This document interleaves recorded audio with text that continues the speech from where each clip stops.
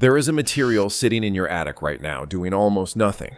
Directly above it, your roof is hitting 150 to 160 degrees Fahrenheit on a hot summer afternoon. That heat is radiating downward through your ceiling into every room in your house, running your air conditioner into the ground, and adding hundreds of dollars to your power bill every single summer. NASA engineered a solution to this exact problem in 1959. It reflects 97% of that heat. It costs between $30 and $60 at your local hardware store, and most American homes do not have it. Not because it does not work, because there is almost no financial incentive for a volume builder to include a $30 one-time fix in a house they are selling for $300,000. Only about 10 to 20% of American homes have this installed, mostly in hot Sunbelt states. Everyone else is still paying the bill. This is the honest version. What it actually is, what it genuinely saves, what most videos get wrong, and how to install it without making the mistakes that cause most DIY attempts to fail. Everything here is based on Department of Energy research and published building science. This is your starting point, not a sales pitch. What your roof is actually doing to you. Most people think insulation is insulation. You put bats in the attic, you are done. That is exactly the misunderstanding the insulation industry has been comfortable leaving in place for decades. Here is the thing most people do not know. There are different types of heat. The insulation in most American attics, the pink or yellow fluffy bats, is designed to block heat that travels by physical contact. Like a hot panhandle, it does that reasonably well. What it does almost nothing about is radiant heat. Radiant heat travels as invisible waves, like the warmth from the sun on your face even when the air is cold. No contact needed, no air needed. It just travels. On a hot day, your dark asphalt shingles absorb solar energy and get extremely hot. That heat radiates downward as invisible waves into your attic. It hits every surface inside and converts back into heat. By the time your fluffy insulation bats get involved, the attic is already 140 degrees and they are fighting a losing battle. What this means, your attic insulation is like putting on a coat after you have been standing in a 140-degree room for 2 hours. It helps a little at the end. It does nothing about the 90% of the problem that already happened. The Department of Energy has published research confirming that in a standard American home during summer, the majority of heat entering through the roof arrives as radiant energy. The fix is to stop it before it ever gets in, not slow it down after it has already arrived. The NASA connection, what is actually true. The NASA story gets exaggerated online until it sounds like a buried government secret. The honest version is this. In the 1950s and 60s, NASA was designing spacecraft that had to survive a 500-degree temperature swing between the sunny side and the shadowed side at the same time. Regular insulation is useless in space because it works by slowing heat that travels through air or contact. In space, there is no air. The problem was purely radiant heat, energy coming directly from the sun as waves. NASA's solution was an ultra-thin reflective film, a fine layer of aluminium bonded to a substrate that bounced 97% of incoming radiant energy back into space before it could reach the spacecraft. It was used on every Apollo mission, including the suits astronauts wore on the moon, where the ground temperature in direct sunlight exceeds 250 degrees Fahrenheit. NASA officially lists this as a technology transferred to residential use through its spin-off program. It is documented. It is public. It has been sitting on hardware store shelves since the 1980s. What this means, the NASA connection, is real. The technology is real. What is not real is the claim that it was suppressed in 1991 by the fiberglass industry. It was never suppressed. It was just never included in your new home because it would cost the builder $30 and save you hundreds every year. Those two facts tell you everything. What it actually does and what it does not. Here is where this video separates from the hype, because people install this correctly, see a real improvement, and still feel ripped off, because someone told them to expect 70% savings. 70% is not the number.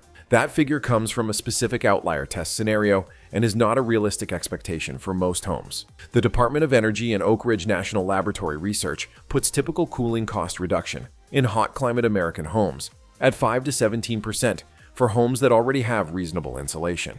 In poorly insulated homes in very hot climates, Texas, Florida, Arizona, Georgia, the impact can be larger. What this means in real money, if your summer power bill is $400 a month and you get a 12% reduction, that is $50 saved. The foil cost you $50. By the end of one summer, you are ahead. Every summer after that is free money. Unlike most energy upgrades, this does not degrade or need replacing. What it does not do, it does not replace your existing insulation. It does not work without an air gap. And if your attic already has excellent insulation, the extra benefit from adding foil will be smaller. The two work together, not instead of each other. Why most DIY installs fail. The comment sections on every radiant barrier video have two camps. People who installed it and saw a real difference. People who installed it and saw almost nothing. The gap between those two groups is almost entirely down to the same avoidable mistakes. No air gap. This is the single biggest failure. The foil reflects radiant waves. For that to work, there needs to be open air on one side of it, so the reflected energy has somewhere to go.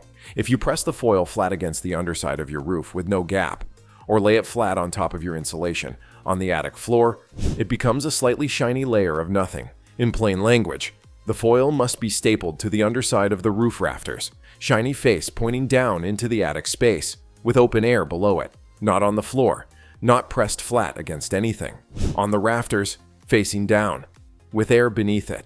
That gap is everything. Wrong location. Laying foil on the attic floor over existing insulation does not work well, because by the time radiant heat gets down there, it has already heated the whole attic. You want to catch it at the top, near the roof, before it becomes a problem. Blocking ventilation. Your attic has vents, usually along the eaves at the bottom and at the ridge at the top, that allow air to flow through and carry heat and moisture out. If your foil installation covers those vents, you trap everything inside and make things significantly worse. Know where your vents are before you start. Wrong foil type for humid climates. In the southeast, Florida, Georgia, Louisiana, Gulf Coast states, use perforated foil. It has small holes that let moisture pass through while still reflecting most radiant heat. Solid foil in a humid attic can trap moisture against the wood framing and cause mold and rot over time. In dry climates like Arizona and Nevada, solid foil is fine. Humid climates, perforated only. Dust. Over time, dust settles on the foil surface in open attics and reduces its reflectivity. It is worth checking your installation every few years. Not a reason not to install it, just worth knowing. The exact method, step by step. This is what a correct install actually looks like for an existing home with an accessible attic. First, go up there.